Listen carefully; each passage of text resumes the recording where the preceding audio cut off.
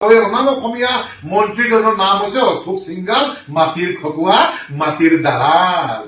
গতিকে এটাই কথা ক'ব বিচাৰিছো যে আপুনি নিজৰ পুত্ৰ বৰপুত্ৰৰ মানে মৰম চেনেহত মুক্ত হৈ ফ্লেট বনাবৰ কাৰণে যাৰে তাৰে মাটি দখল কৰাটো এৰি দিয়ক। এজন খিলঞ্জীয়া ভূমিপুত্ৰ জগদীশ ভূঞা, তেখেতৰ 10 বিঘা মাটি অশোক সিংগাল ডাঙৰীয়া কাঢ়ি লৈছে। ইমান মাটি খক আপোনাৰ লাজ নালাগে আপোনাৰ? নিজৰ ষ্টেটত গৈ আপুনি এইবিলাক কাম কৰিব, এই অসমত এইবিলাক কাম কৰি নাথাকিব। আমাৰ কিয়া মধু পানৰ শিল্পী জুবিন গাৰ্গৰ সেই জুবিন ক্ষেত্ৰত কিনা আপুনি মাটি লৈ ললে। ইমান আপুনি মাটি খকোৱা নাই, ইমান মাটি খককে আপোনাৰ লাজ লাগিছে আপোনাৰ মন্ত্ৰী বুলি ক'বলৈ। গতিকে আমি প্ৰয়োজন হলে কিন্তু ঢেকীয়াজুলিত উপস্থিত হম, আৰু ঢেকীয়াজুলিত অসমীয়া যুৱমঞ্চৰ দল সজাতি দল যদি উপস্থিত নোহোৱাৰ আগত এই যিজন জগদীশ ভূঞা এই যুৱকজনক কিন্তু ন্যায় প্ৰদান কৰক, তেখেতৰ মাটি যি আছে মাটি ঘূৰাই দিয়ক। অন্যথা কিন্তু অশোক সিংগাল ডাঙৰীয়া আপোনাক এৰি দিয়া নহব, চিধা কথা কৈ দিছো। আমি অসমীয়া যুৱমঞ্চ কিন্তু আপোনাক এৰি নিদিম, একদম পৰিস্থিতি কিন্তু বেয়া কৰি দিম।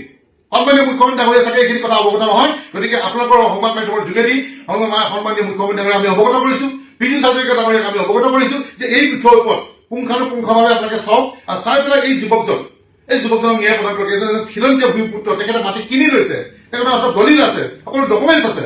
তাৰ পিছতো এইজন অনা অসমীয়া অশোক সিংগালে কিদৰে তেখেতৰ মাটি 10 বিঘা মাটি কাঢ়ি ল'বলৈ গৈছে, তাত কিবা পুখুৰী খান্দি দিছে, কিবা বটিং কৰা চিষ্টেম কৰিবলৈ গৈছে, বাগিচা চাহ বাগিচা তেখেতৰ ধ্বংস কৰি পেলাইছে। নাপায় কিন্তু এইবিলাক কাম নাপায় দেই, একদম নাপায়। স্পষ্ট কথা কৈছে, ইমান বেয়া কাম কৰিব নাপায়। পাৱাৰটো দিছে, কোনে জিকাইছে আপোনাক? ৰাইজে জিকাইছে। সেই ৰাইজৰ আপুনি MLA হৈছে, মিনিষ্টাৰ হৈছে। ৰাইজে ৰজাও পাতে, ৰাইজে কিন্তু প্ৰজাও পাতিব পাৰে।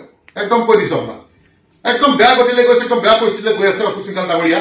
সেই জুবিন ক্ষেত্ৰ আপুনি মাটি ললে, তাৰ উপৰিঞ্চি আপোনাৰ পুত্ৰই বৰপুত্ৰ কিমান মাটি চৰকাৰী মাটি বেদখল কৰি কিমান ফ্লেট বনাইছে কি আমি নাজানো, আমাৰ সম্পূৰ্ণ তথ্য আছে। কিন্তু চব কিন্তু ইলেকশ্যনত ফাদিল কৰি দিলে আপোনাৰ 2000 ভোট পাবলৈ আপোনাৰ কাৰণে দিগদাৰ হৈ যাব। কিন্তু অশোক সিংগাল ডাঙৰীয়া, যদি আপোনাৰ লাজ সম্পূৰ্ণ বস্তুটো আছে মাটি ঘূৰাই দিয়ক। ইমান মাটি খক কিন্তু হ'ব, স্পষ্ট কথা আপোনাক কৰিছো। কিন্তু নহলে কিন্তু অসমীয়া যুৱ মঞ্চই আপোনাক একদম এৰি দি দিম, কিন্তু একদম চিধা কথা, স্পষ্ট কথা। আমি অসমীয়া যুৱ মঞ্চই এটা কথা ক'ব বিচাৰিছো, জাতি মাটি ভেটি কথা চিন্তা কৰা অসম চৰকাৰক। যিহেতু জগদীশ ভূঞা নামৰ এজন ব্যক্তিক আমি সংবাদ মাধ্যমৰ যোগেদি দেখা পাইছো যে ঢেকীয়াজুলিত তেখেতৰ মানে প্ৰায় 10 বিঘা মাটি, এই মাটিৰ খকুৱা, মাটিৰ দালাল, এই বনিয়া মন্ত্ৰী এজনে কব্জা কৰি লৈছে। গতিকে আমি আচৰিত হৈছো। আমি বাৰে বাৰে আগতো আমি সেই জুবিন ক্ষেত্ৰৰ মাটিও তেওঁ অকুপাই কৰিছিলে, তেতিয়াও আমি মাত পাতিছিলো।